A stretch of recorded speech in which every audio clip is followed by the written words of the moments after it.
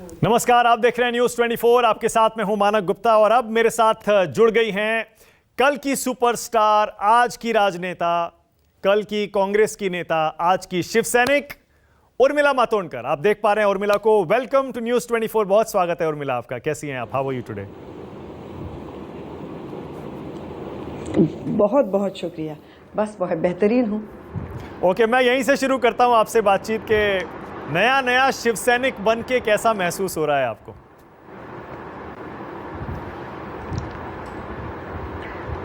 बहुत ज़बरदस्त, एक वर्ड में कहना चाहूँगी। और दरअसल अभी नमस्कार के बदले में जय महाराष्ट्र से शुरुआत करनी चाहिए थी, बट खैर अभी नई नई बनी हूँ ना। मेरे ख्याल से शिवसेना एक ऐसी एक बहुत ही शानदार जिसको कहते हैं वेलकम मिला है लोगों से, शिव सैनिकों से, जिनको हम रणा रागिनियाँ कहते हैं, ऐसी महिला आघाड़ी से शिवसेना के।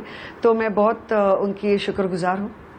ओके, तो मैं पूछ ही लेता हूँ क्योंकि बहुत ऑब्वियस सा सवाल है। हर कोई ये सोच रहा है कि आप कांग्रेस में थी, कांग्रेस की टिकट पर आपने मुंबई में चुनाव भी लड़ा, उसके बाद अचानक ऐसा क्या हुआ कि कांग्रेस से आप शिवसेना में आ गई? देखिए, पहले तो मुझे समझ में नहीं आ रहा कि कई लोग ऐसा क्यों दर्शा रहे हैं कि मैंने कल कांग्रेस छोड़ी और आज शिवसेना में गई हूँ। यहाँ पर एक जानी मानी प्रथा है, प्रचलित प्रथा है कि लोग एक पार्टी छोड़ते हैं और एक घंटे के अंदर दूसरी पार्टी में चले जाते हैं। मैं ऑलमोस्ट 1 बरस से ज़्यादा हो चुका है जब मैंने कांग्रेस छोड़ी थी, और उस वक्त मैंने एक पत्र से ये जाहिर किया था कि कुछ इन पार्टी पॉलिटिक्स जो उस वक्त चल रहे थे उसे मैं हैंडल नहीं कर पा रही थी। उस तरह से मैं, उस वजह से मैं जिस तरह काम करना चाह रही थी नहीं कर पा रही थी, तो इसलिए मैंने वो पक्ष छोड़ा। और मुझे उस वक्त भी काफ़ी सारे पक्षों से ऑफर्स आए क्योंकि विधानसभा के इलेक्शंस आने वाले थे महाराष्ट्र में। लेकिन मैं इन सारी चीज़ों की वजह से आई नहीं थी राजनीति में। मुझे भारत के लोगों के लिए काम करना है और वो मैं करूंगी, और मैं करती आई हूँ पहले भी। जब आप एक पार्टी के सदस्य होते हैं, आपको बहुत बड़े पैमाने पर मदद मिलती है उस पार्टी के सदस्यों की, और काम जरा आसान हो जाता है उस लेवल पर। इसलिए मैं राजनीति में आई थी, तो वो तो मेरा कंटिन्यू था 1 बरस से। बस दूसरी पार्टी में जाना अभी हुआ है। हाँ, तो आपने कहा कि बहुत सारे पक्षों से आपको ऑफर आए थे, उसमें कुछ नाम बताना चाहेंगी या मैं पूछ लूं कि बीजेपी से, एनसीपी से और बाकी पार्टियों से भी ऑफर आए थे क्या? बिल्कुल नहीं। जब मैं फिल्मों में थी तभी भी लोग मुझे पॉलिटिकली करेक्ट एक्ट्रेस बोलते थे। क्योंकि तभी मैं पॉलिटिकली करेक्ट थी। अब पॉलिटिक्स में तो रहना और भी ज़्यादा ज़रूरी हो जाता है।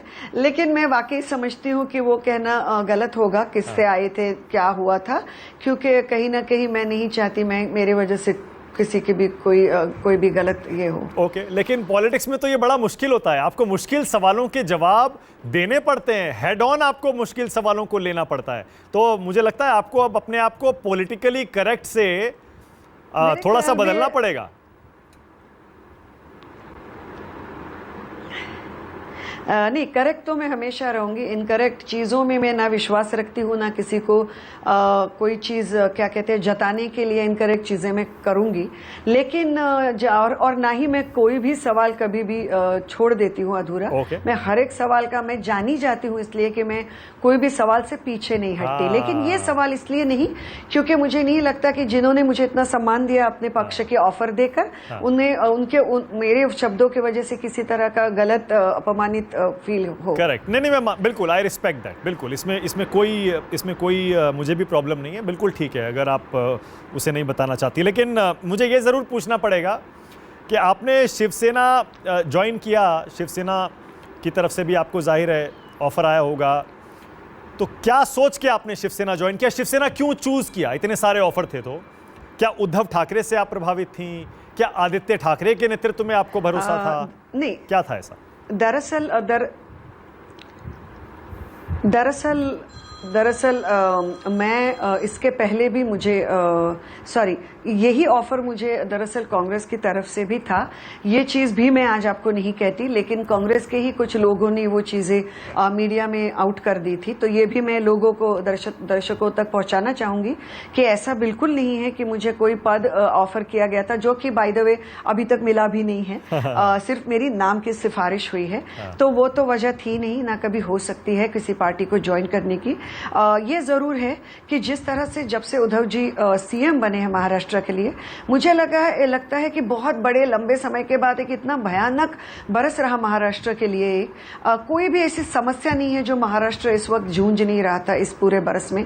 कोविड जैसी समस्या तो एक कोई अलग ही लेवल पे थी, क्योंकि मुंबई में बहुत सारी झोपड़पट्टियां हैं और वहां पे बहुत ज्यादा लोग बहुत कम क्षेत्र में रहते हैं। ना ही सिर्फ देश भर से बल्कि जग भर से लोग आते हैं मुंबई पूना में काम के सिलसिले में, पढ़ाई के सिलसिले में।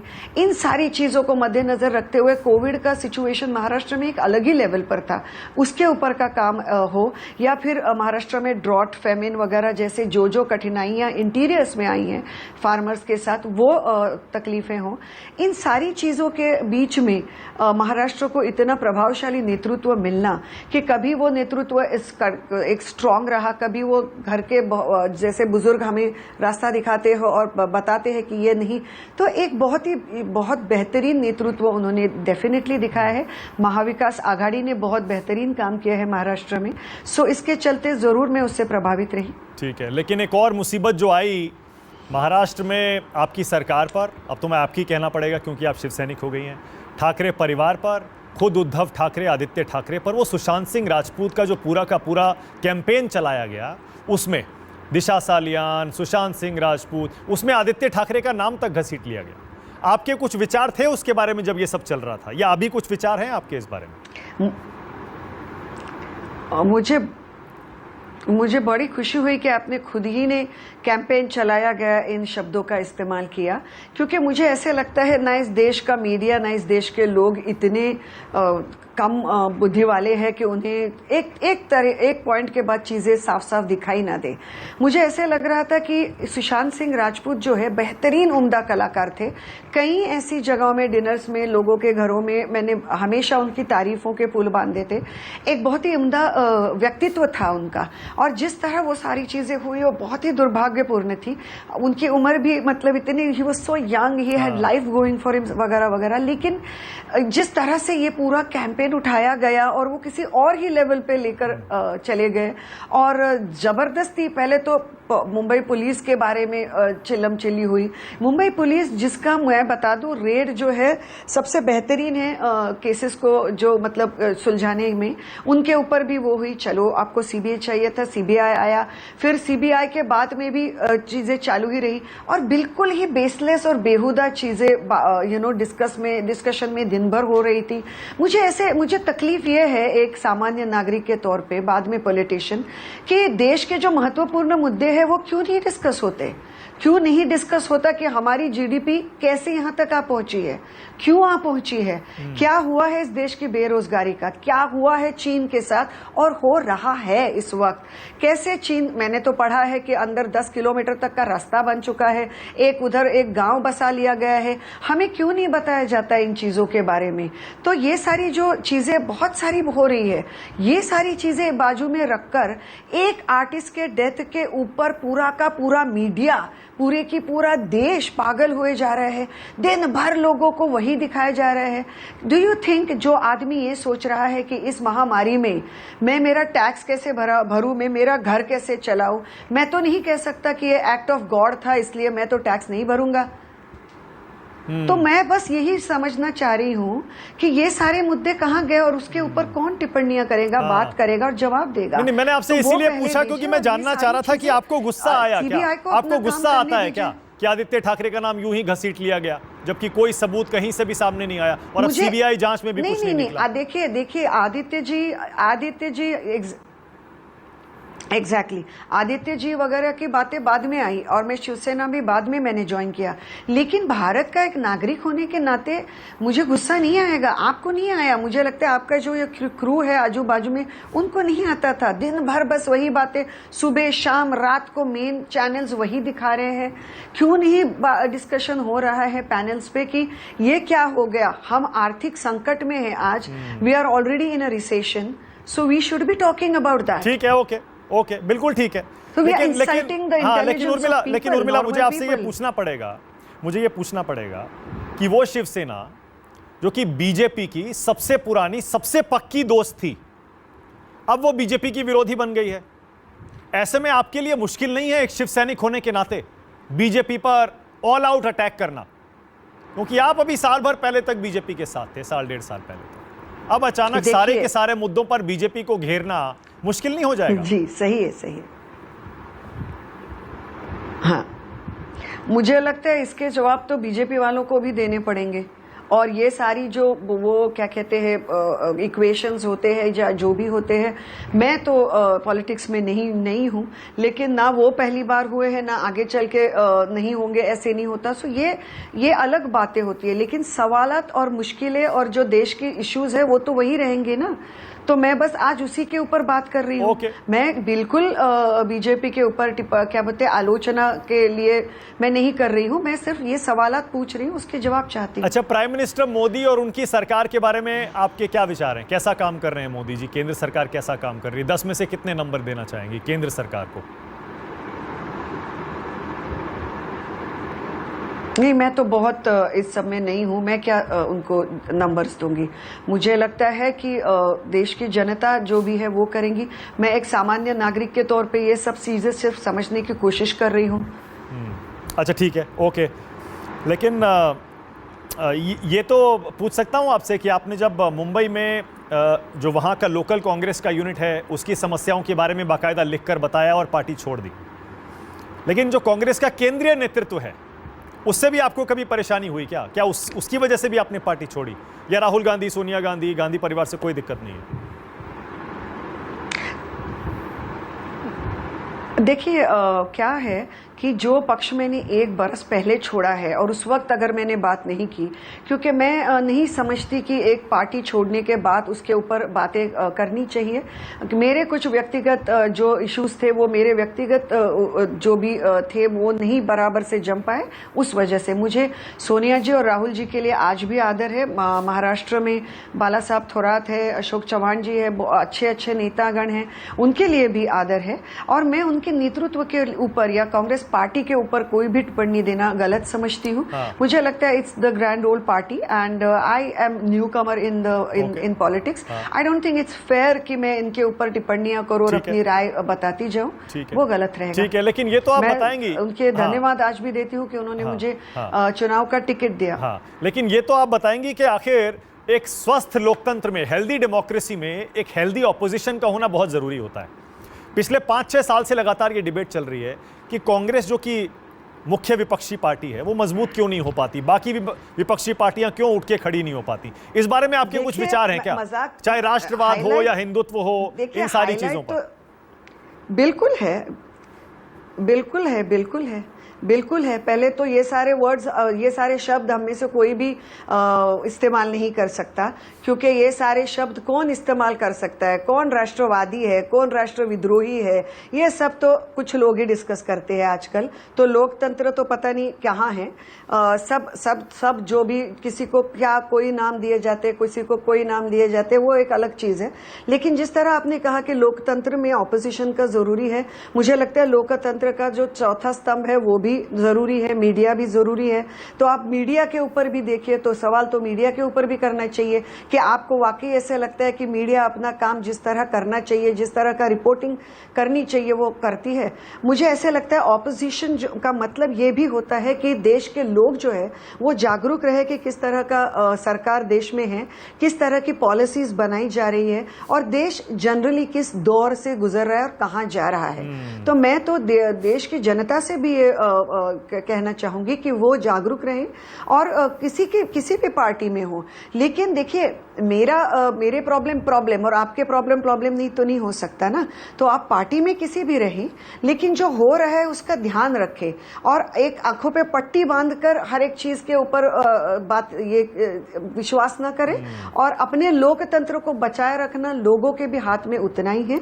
रही बात ऑपोजिशन की, वो तो अपना काम कर रहे हैं और ऑपोजिशन, मीडिया, सभी का काम है लोकतंत्र में कि लोकतंत्र को अच्छी तरह चलाना। आपके ऊपर आरोप यह लग रहा है उर्मिला कि आपने राजनीति में विचारधारा के साथ, आइडियोलॉजी के साथ बहुत बड़ा कॉम्प्रोमाइज कर लिया। आप एक तरफ कांग्रेस में थी जो एकदम लेफ्ट ऑफ सेंटर है, और आप आ गई एक्सट्रीम राइट वाली पार्टी शिवसेना में। आपने एकदम यू टर्न मार लिया। बहुत सारे मुद्दे ऐसे हैं जिन पर कांग्रेस और शिवसेना में कोई मेल नहीं है। जी बिल्कुल, बहुत सही कहा आपने। लेकिन जब मैं कांग्रेस में भी थी और जब मैंने जब कांग्रेस के मेरे कैंपेन के दौरान बातें की, मुझे हमेशा ये लगता है कि सेक्युलर और हिंदुत्व, ये दोनों शब्द इतनी बार देश के रोज के उसमें यूज होते हैं ना, कि दोनों शब्द के मायने ही बदल दिए गए हैं और दोनों शब्द के वो हमेशा अपॉर्चुनिटी के हिसाब से बदले जाते हैं। सो सेक्युलर होने का मतलब ये नहीं होता कि उस व्यक्ति को धर्म में आस्था नहीं है और वो व्यक्ति जो है हर एक धर्म से नफरत करता है, भगवान से नफरत करता है, ऐसी व्यक्ति। और ना ही हिंदुत्व का मतलब यह है कि सिर्फ हिंदू धर्म से प्यार करो, हर एक धर्म के व्यक्ति से और हर एक धर्म से बस घृणा करो, उसकी नफरत करो, तिरस्कार करो। ये दोनों ही जो एक्सट्रीम स्टैंड्स हैं वो मुझे गलत लगते हैं। मैं तो हमेशा से ही हिंदू थी, हिंदू हूं और हिंदू रहूंगी। और मैं, ये लोग जानते नहीं है कि मैं जब पढ़ रही थी तो बीए तक की मेरी पढ़ाई में मैं फिलॉसफी पढ़ चुकी हूं, मैं हिंदुइज्म पढ़ चुकी हूं और इसके ऊपर के जो सारे डिटेल्स है कि जो हिंदू धर्म जो अपने आप में सबसे ज्यादा सहिष्णु और यार ये सारी बातें आप मेरे जरूर लोकसभा के वक्त के इंटरव्यूज देखिए। मैंने तब भी कही थी कि हिंदू धर्म इतना महान है कि मुझे ये लगता है कि उसे कुछ दायरे में संकुचित करके लोगों को अपने स्वार्थ के लिए बेचना मुझे कतई पसंद नहीं है। हिंदू धर्म या जो भी हमारा धर्म होता है वो हमारी शान होती है, श्रद्धा और आस्था का विषय होता है, ना कि कोई ऐसी चीज की जिसे हम लोग बस डंडा लेके लोगों को डराने के लिए यहां वहां लेफ्ट राइट यूज करते घूमे और अपने स्वार्थ के लिए उसे यूज करें।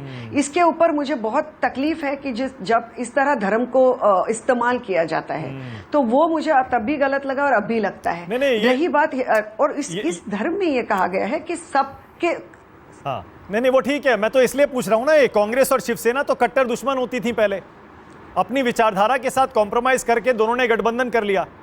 जब उनसे ये सवाल पूछे जाते हैं तो वही सवाल आपसे पूछा जा रहा है। नहीं नहीं, वो सवाल पूछने में कोई गलती नहीं है क्योंकि सवाल वाजिब है। लेकिन मैं यही उसी का सिर्फ ये जो एक्सट्रीमिज्म दोनों ही व्यूज है उसमें मैं दोनों में ही यकीन नहीं करती। लेकिन जैसे मैंने कहा कि हिंदू धर्म के सही रास्ते पर अगर आप चल रहे हो तो आपका धर्म ही आपको कहता है कि सबको लेकर साथ चलो और ये सब बातों में मत बोलो। एक्चुअली आपके कर्म से हिंदू बनो और कर्म से हिंदू बनने का मतलब ये होता है कि सबके साथ न्याय करो। हिंदू धर्म सिर्फ पूजा अर्चा मंदिरों में जाना, ठीक है, ओके, मान लिया, बंध के रखा हुआ हिंदू धर्म नहीं है। मैंने मान लिया। लेकिन कांग्रेस और शिवसेना के गठबंधन पर आप क्या कहेंगी? मैंने कहा ना, जैसे हमेशा दूसरी धुरी मानी जाती थी, एक्सट्रीम पोल्स माने जाते थे, मेरे ख्याल से और अब गठबंधन हो गया। मुझे लगता है एक ही चीज के लिए दोनों पार्टीज महाराष्ट्र में काम कर रही है। और जैसे मैंने कहा, मैंने सिर्फ एक दिन पहले शिवसेना ज्वाइन की है, तो अभी जो मैं बातें कर रही हूँ ज्यादातर पहले तो महाराष्ट्र के एक नॉर्मल इंसान के तौर पे कर रही हूँ। जिस तरह पार्टियां सब साथ मिलके लोगों के हित के लिए काम कर रही है। आप मुझे एक बात बताइए कि अगर कोविड का वक्त चल रहा है तो एक जनहित है और दूसरा जनहित नहीं, ऐसा तो नहीं हो सकता ना। मेरा अगला सवाल उर्मिला ये है कि कश्मीर से धारा 370 हटाने पर आपके कुछ विचार हैं क्या?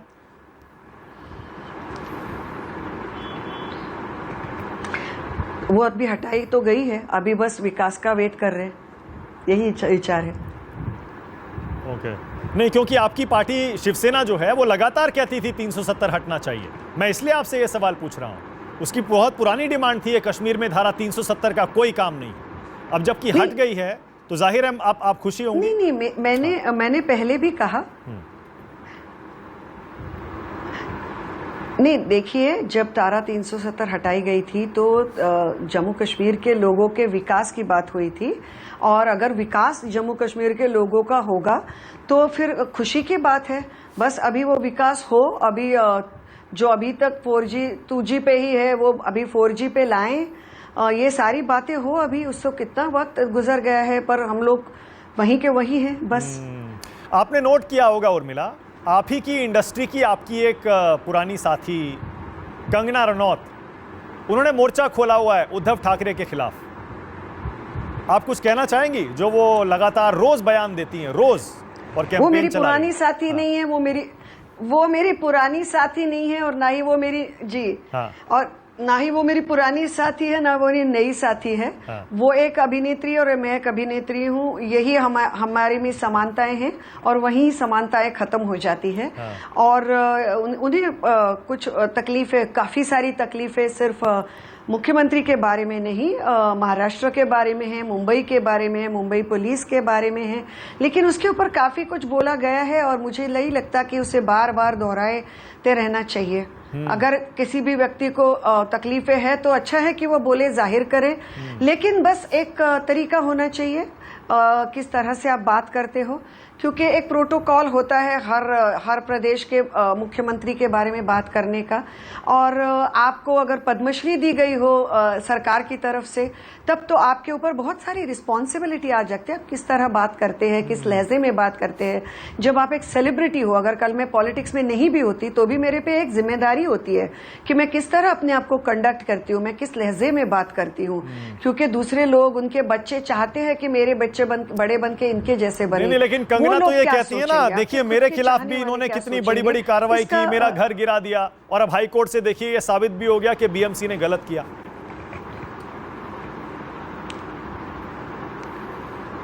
नहीं, बीएमसी ने गलत किया साबित नहीं हुआ है। बीएमसी ने जिस वक्त पे वो किया वो गलत हुआ, इसमें दोनों में बहुत फर्क होते हैं। तो खैर, और वो तो उसके ऊपर मैंने जैसे कहा, उसके ऊपर टिप्पणियां हो चुकी है, मैटर सब जुडिस था, उसके ऊपर जस्टिस हो चुका है। लेकिन दुर्दैव से हमारे मराठी में कहते हैं कि मुंह से निकला हुआ बात जो होती है ना, वो इससे निकले हुए तीर, कमान से निकले हुए तीर की तरह होता है, वो आप वापस नहीं ले सकते। अगर आपने उस वक्त वजह से लाखों लोगों के दिलों की भावनाएं दुखाई हैं, उन्हें ठेस पहुंचाई है, तो दुख की बात है। बाकी मैं उनके ऊपर क्या टिप्पणी करूं, वो तो रोज किसी ना किसी पर टिप्पणी कर रही हैं, और उसके ऊपर लोग बोलेंगे अभी।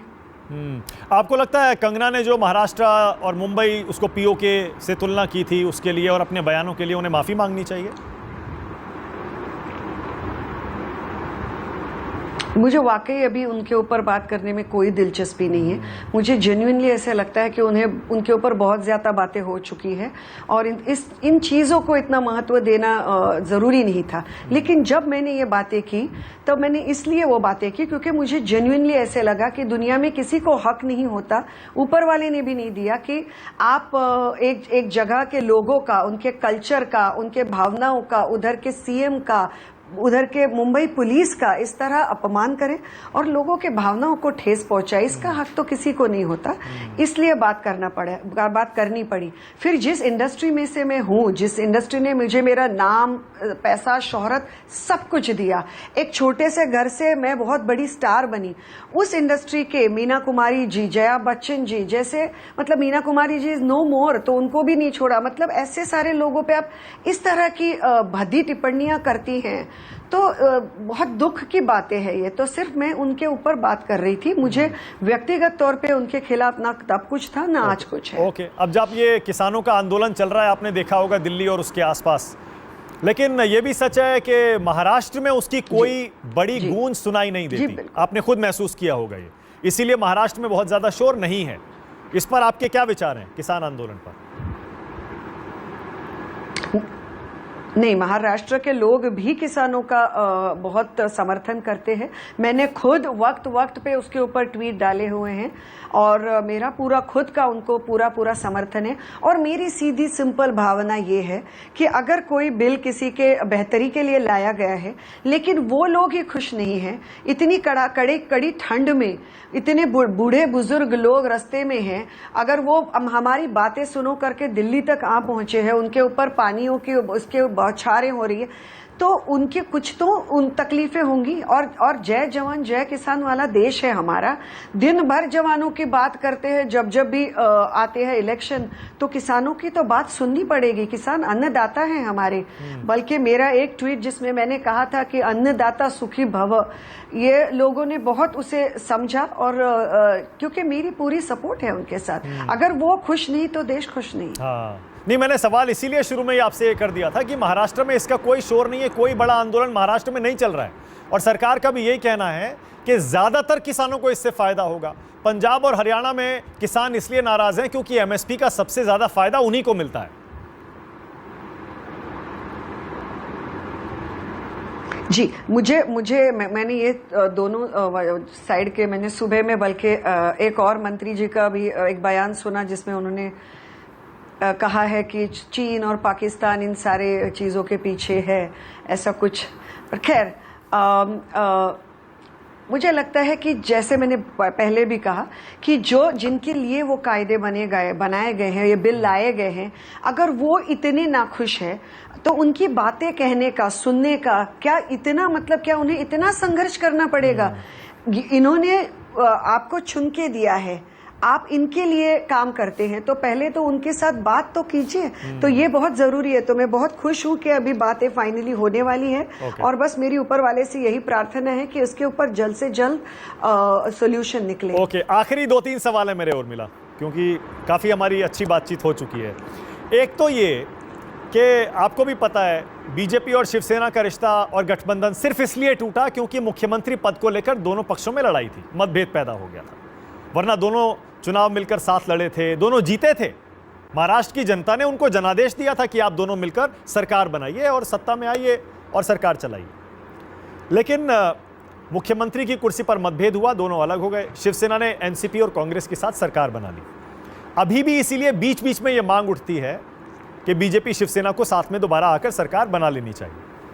आपके कुछ विचार हैं इसके बारे में कि क्यों टूटा रिश्ता, नहीं टूटना चाहिए था, बुरा हुआ क्योंकि जनादेश उस गठबंधन के साथ था, इसलिए पूछ रहा हूं। नहीं, सच कहूं तो मुझे पीछे घटी हुई घटनाओं पे एक हद के बाद बात करना उसमें कोई मतलब नजर नहीं आता। मुझे लगता है जो बातें हो चुकी है, हो गई हैं, वो हो चुकी है, बीत चुकी हैं। वो आने वाले वक्तों के बारे में बात करना बेहतर होगा। और मेरे ख्याल से महाविकास आघाड़ी आज के दिन में एक बेहतरीन प्रदर्शन कर रही है बतौर एक संगठित यूनिट ऑफ गवर्नेंस, और उसके लिए हम बहुत खुश हैं। तो अभी आपने बताया था कि आप 1.5 साल कांग्रेस छोड़ने के बाद कहीं नहीं थी। मैं ये भी पूछना चाह रहा था कि उस 1 साल 1.5 साल में आपने क्या किया? आपने कुछ पुरानी अपनी फिल्में देखी, या आपने कुछ पढ़ाई लिखाई की, तो या कुछ रिसर्च किया? क्या किया आपने? नहीं, पढ़ाई का मेरा बहुत बहुत पुराना शौक है। तो मैंने, मुझे लगता है, बहुत बरसों से नहीं पढ़ाई की, उतनी पढ़ाई की, बहुत सारी किताबें पढ़ डाली, और काफ़ी सारी फिल्में भी देखी, काफ़ी सारे टीवी देखा, थोड़ा बहुत लिखना भी इस वक्त इस बार किया, क्योंकि मुझे 1-2 मराठी न्यूज़पेपर्स ने रिक्वेस्ट की थी कि आप एक जो वीकली आर्टिकल लिखिए हमारे लिए। तो मुझे लगा, तो मैंने उनको कहा कि मैं वो क्या फिल्मों के ऊपर वगैरह नहीं लिखूंगी, मैं सामाजिक मुद्दों से जुड़ी हुई राइटअप लिखना चाहूंगी जो मैं समाज में देख रही हूँ। तो वो बहुत खुश हुए और मैं उनके लिए 4-5 आर्टिकल लिख चुकी हूँ। अभी उसे पब्लिश करूंगी या नहीं वो तो देखूंगी, लेकिन क्योंकि वो उतने लेवल का अच्छा बना है मुझे पता नहीं। तो ये सारी चीजें कर रही थी। फिल्में मिस करती हैं क्या उर्मिला? जब से फिल्में छोड़ी हैं उसके बाद राजनीति में आ गई, चुनाव लड़ लिया, अभी भी राजनीति में है, बॉलीवुड को, फिल्मों को बिल्कुल नहीं, बिल्कुल नहीं, बिल्कुल नहीं, नहीं बिल्कुल नहीं। मुझे लगता है कि एक बहुत बेहतरीन पारी मैंने फिल्मों में खेली है, और मैं एक ऐसे घर से हूं जिसमें जिसे कहते हैं समाज के तरफ अपनी जो कृतज्ञता होती है, समाज के प्रति अपना जो एक दायित्व होता है, उसके लिए हमें कुछ तो करना चाहिए। जैसे फिल्म इंडस्ट्री में बलराज साहनी साहब थे, फिर मराठी में डॉक्टर लागू, नीलू फुले जैसे लोग थे, फिर स्मिता पाटिल जी थी, बहुत सारे ऐसे लोग जो सामाजिक मुद्दों से हमेशा जुड़े रहे, भले ही राजनीति में ना रहे हों।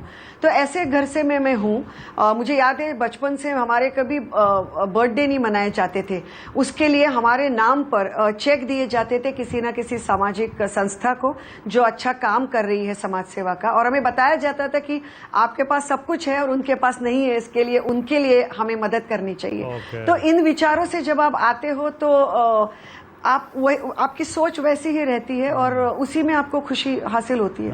आखिरी सवाल है और मिला मेरा आखिरी सवाल ये है, योगी जी आए थे कल मुंबई, वो कह रहे थे कि उत्तर प्रदेश में बनाएंगे फिल्म सिटी और सारा बॉलीवुड वहां शिफ्ट हो जाएगा।